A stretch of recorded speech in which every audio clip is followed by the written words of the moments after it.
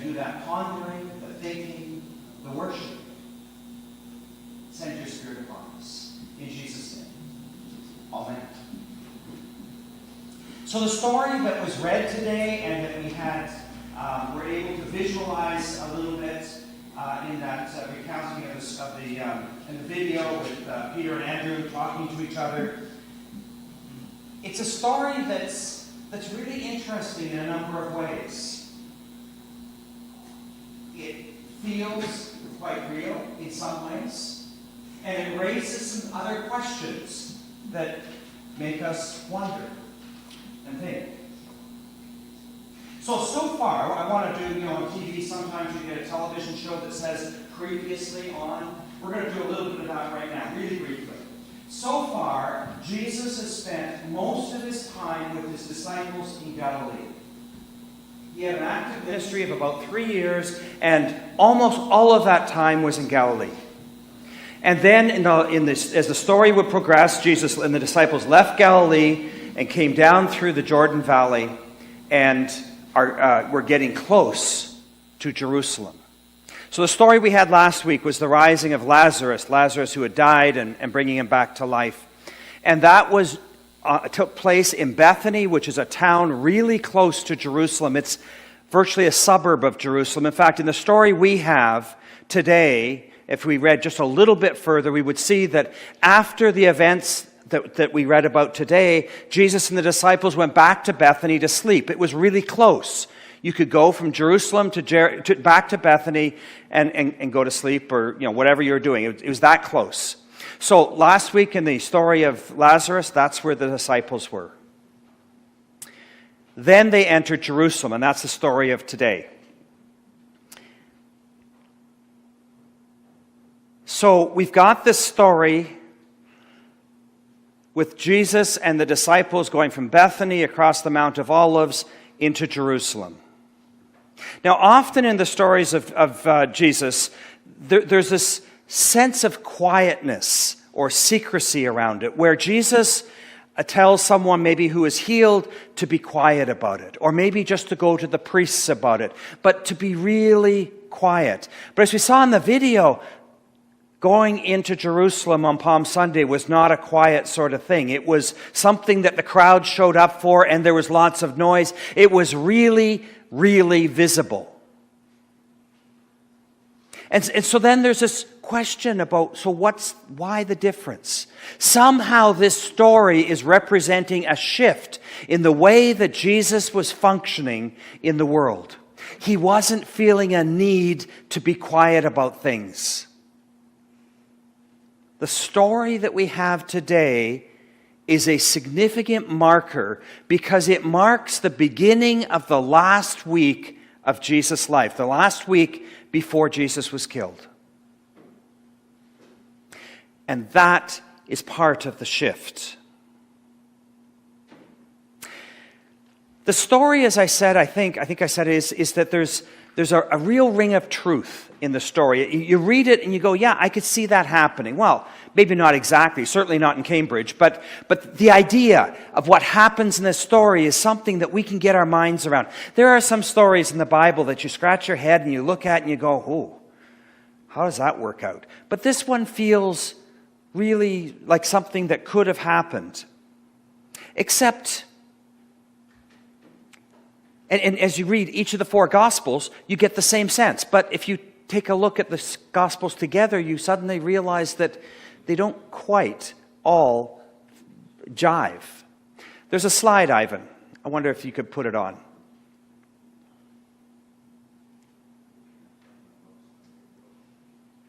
There it is. So, the four Gospels, and I apologize, something happened in the font in the translation because they weren't tiny font when I made it.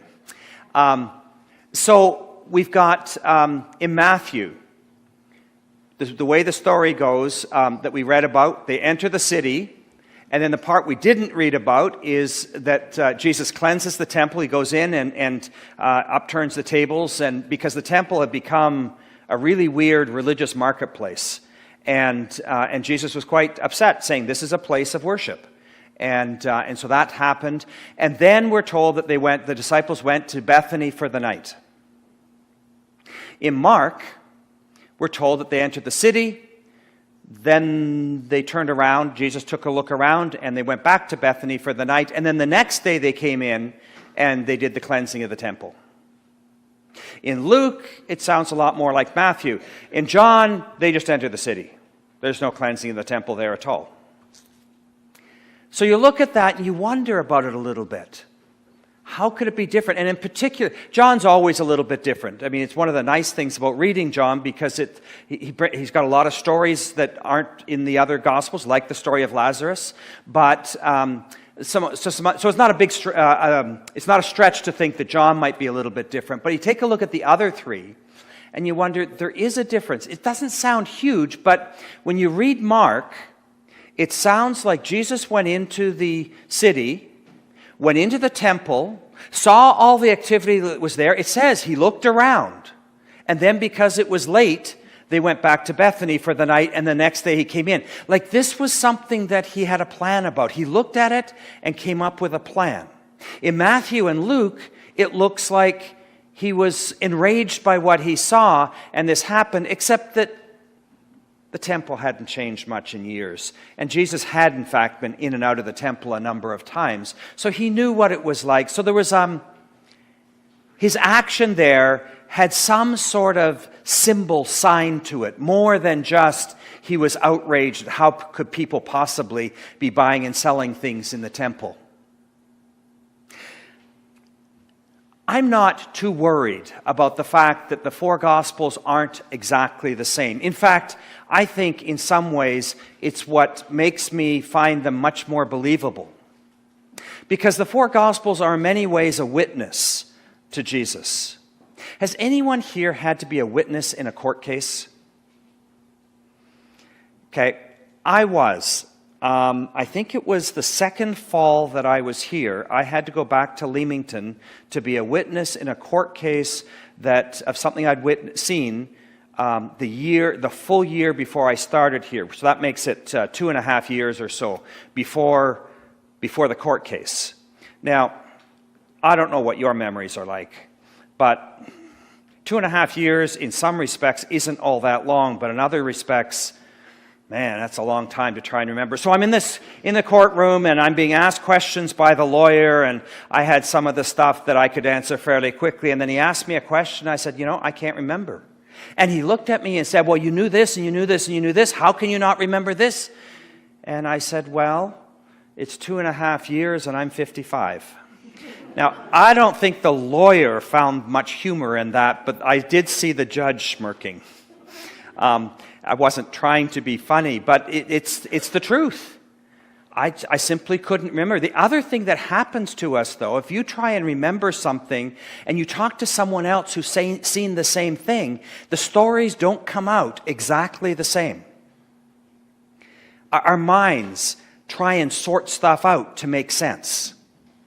And so, in the sorting stuff out, our memories aren't always laid down the same way that someone else's memories may get laid down because their mind worked in a slightly different way. And because, you talk to anyone involved in court cases or the police and stuff, and they say, man, this is the problem, trying to get witness statements, and they're all different. Even when it's only half an hour after an event, the witness statements aren't the same. And so, to have our witnesses of Jesus' life not identical, this actually it gives me hope because it has a ring of truth to it for me. So I'm not worried about the fact they're not identical. There is part of me that wonders which one is right or what is right, but the reality is that they're not quite the same, but I'm not sure that needs to leave us all that worried. There are, in fact, though, thanks, Ivan. There are, in fact, lots and lots of things in the story that are really, really similar between all four of the gospel presentations of the journey of Jesus into Jerusalem. It is, in lots of ways, a marker. It's a symbol. There are some people who refer to it as a prophetic sign act. You'll recall some of the stories from the Old Testament. Some of those stories that we find kind of puzzling of Old Testament prophets who, one of them married a prostitute because that was a sign of the greater reality of what was happening in Israel. Or another prophet who named his children, gave them names relating to some of the events that were happening in Israel that were problems and that he was trying to speak to. I can only imagine the psychological issues those kids might have had later in life. But we don't find out that part of the story. But those were sign acts. They were something that was done, that was an act, but was pointing to something else. Now, I think that in lots of ways, what we see around Jesus entering Jerusalem and particularly entering the temple there, and while the stories don't all seem to quite line up, the bigger point is that Jesus was making a statement. Could have been made at lots of other times, but it wasn't made at other times. It was made at that point, at the beginning of the last week of Jesus' life, last week before he was killed. We are filled in a world today where there are actually lots of sign acts. Trump did one of those this week with the bombing of the airbase. If you were trying to be violent, you don't warn the people who are there on the ground that you're about to drop some bombs on them. In fact, there were very few people who were killed on that airbase because everybody had left. They'd been warned by the U.S. that this was happening. This was a sign. It wasn't meant to be seen as an act of war as much as a sign saying, better not do any more. I'm not justifying the action. I haven't had a chance to think it through. I'm just saying this is what he was doing. It was a sign act. And there's lots of other sorts of sign acts that we encounter in our age where people are doing things to make a point, to send a message. That's what the prophets were doing in the Old Testament. And I think in lots of ways that's what Jesus was doing on the entrance into Jerusalem, riding the donkey in with the crowds and going to the temple and cleaning the temple. It was a sign.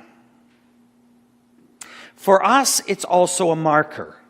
When we're reading the Gospels and we get to this story, it's a statement that somehow we're getting towards the end. We're getting close to the cross. The Gospels, it's a little bit harder to see in John, but the other three Gospels sort of divide things up in three chunks. There's the time in Galilee. Now, there may in fact have been a journey or two to Jerusalem in that time in Galilee, but there's this whole time in Galilee where Jesus is teaching and healing and journeying around with the disciples and helping the disciples try to figure out what's to come. And then we have another chunk, which is the journey from Galilee to Jerusalem. It's not necessarily all that long a time of stuff, but there's a lot of teaching that happens in that trip. And one of the things that happens is that Jesus tells his disciples 3 times that he's going to be killed and that he will rise again. The disciples, as you may remember, don't get it. But that's what happens. And then there's a chunk in Jerusalem. The story we have today of Jesus entering Jerusalem is the beginning of that last chunk. Even though, in fact, he's spending the nights out in Bethany and all sorts of stuff, this is the Jerusalem chunk of the story. I want to do a little bit of math here. Jesus lived in the area of 33 years. His ministry was in the area of 3 years. That's 156 weeks. This week, the last week of his life, is 1 week. So that makes this last week of Jesus' life before he was killed substantially less than 1% of his whole ministry time. But Matthew devotes 30% of the book to the time when Jesus is in Jerusalem for that 1 week. Mark devotes 38% of his book. Luke only gives 25%. John gives 45%. Almost half of John's book is devoted to 1 week of Jesus' life. So what do you think the authors are trying to say? What is it that they're trying to communicate to us by devoting such a huge chunk of their books to 1 week of Jesus' life? I'd suggest that they're saying, this is a really important week. This is a crucial week. Pay attention to the stories that happen in this chunk of time. The story we have today begins it. The end varies a little bit, but the very ending is less than a chapter in most of the Gospels. But the end is the resurrection of Jesus. It's got a stretch of about a week. I think that one of the things that these authors are saying is not just that this is important. It's really important. The other thing they're saying is that this is central. This is not an optional add-in. There are stories in the Gospels that if you pluck them out, the storyline would continue. It feels almost like this has been inserted a little bit. But that's not the case with these stories. This is a chunk that fits, that works, that flows, and that is connected to what came before it. It's a whole story. And you can't say, oh, well, we can just ignore parts of it. And that includes the death and the resurrection. It's part of the whole story. I think what these authors are saying is that Christianity isn't Christianity without the last week stories, including the death and the rising of Jesus. It simply doesn't make sense, and you can't just take them out because it destroys the whole story. It's baked into the whole thing.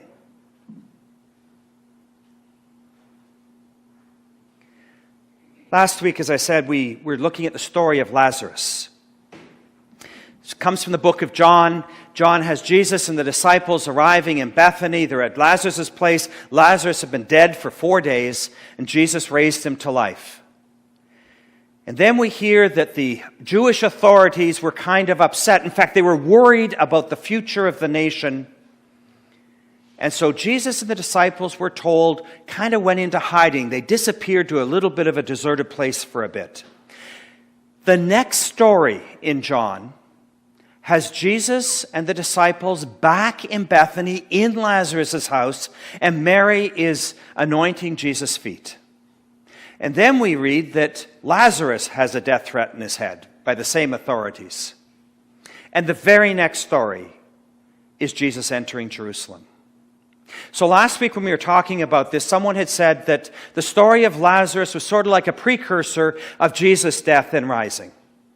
And they were 100% right, because John puts these two stories together. The story of Lazarus and the threats on Lazarus' life and Jesus' life, and then the entrance to Jerusalem as the beginning of a substantial amount of story that leads up 1 week later to the death and then the resurrection of Jesus.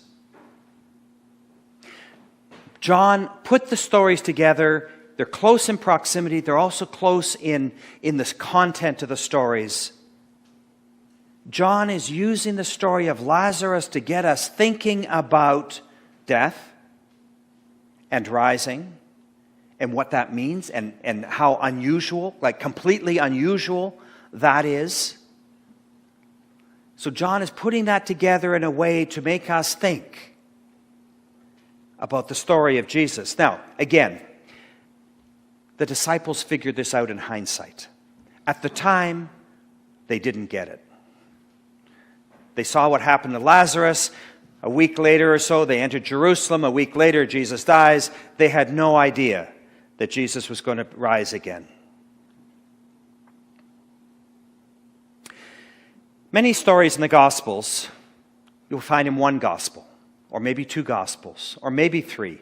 As I said earlier, John's often sort of the outlier. So one story found in John doesn't discredit the story, but it's not a surprise that it's only one story in John. But that's true in all of the other Gospels. There are some stories that only appear in one of the Gospels. As I said, sometimes in 2, sometimes in 3. But there's very few stories that appear in all 4 Gospels. This is one of them. This story of the entrance into Jerusalem is a story that we see in all 4 Gospels, and in all 4 of them, they're not all that much different. I think the writers are saying this is a really important story. So what is it?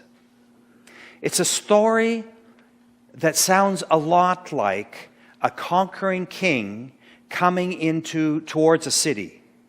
Now, in the old days when kings and folks marched around, if you saw a big army marching towards your city and you looked at the defenses of the city and you saw the size of the army coming towards you, the people of the city might well go, we're going to go out and see if we can get him to give us some mercy and not kill us. Because if we try and fight, we're going to die.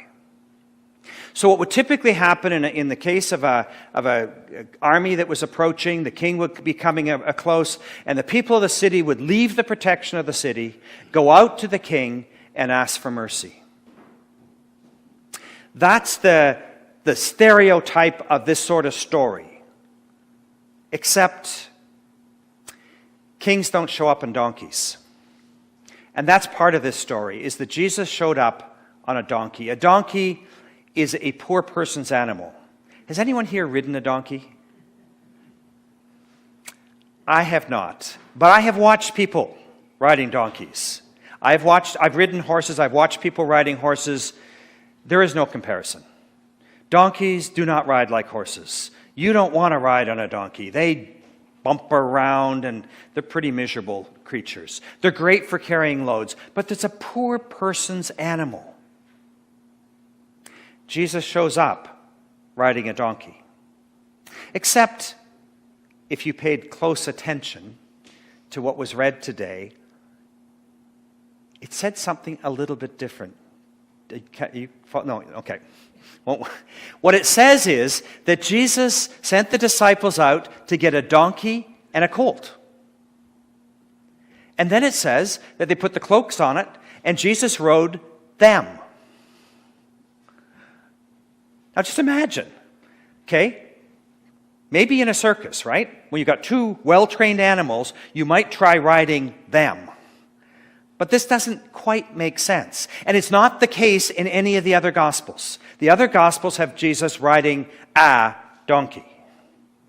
But in this one, in Matthew, it has him riding them. Now, it's really interesting. You take a look at different translations. They've done all sorts of things to try and solve this problem because it sounds kind of strange. So one of the translations I read said that Jesus was riding the colt of a donkey, except that a colt is the baby of a horse in the Greek word. So that doesn't quite work out. And then in the Greek, it's in plural. It says Jesus rode them. So that's a bit of a puzzle. Except that Matthew is quoting at some levels from the prophet Zechariah. And Zechariah talks about the king entering, the king that God is sending, entering Jerusalem humbly with power. So in one sense, Matthew is pulling on this theme of a sign act, and he's looking at Zechariah, and he's putting these two together a little bit, and he's saying he came riding a poor person's donkey humbly and riding the colt, which is an unridden horse, like a king would, in power. Now, I'm guessing that Jesus was on a donkey.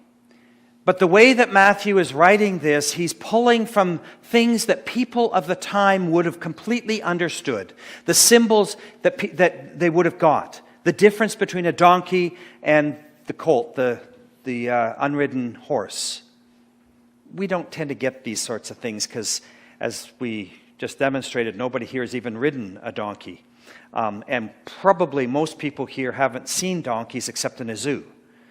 We're just not familiar with these sorts of things, so we don't sort of pick up on this. But the people at the time who would have seen Jesus riding on the donkey would have understood this, and people who would have read the Gospel of Matthew would have understood the two levels that he was working at in this story. That he was coming humbly and yet coming with power.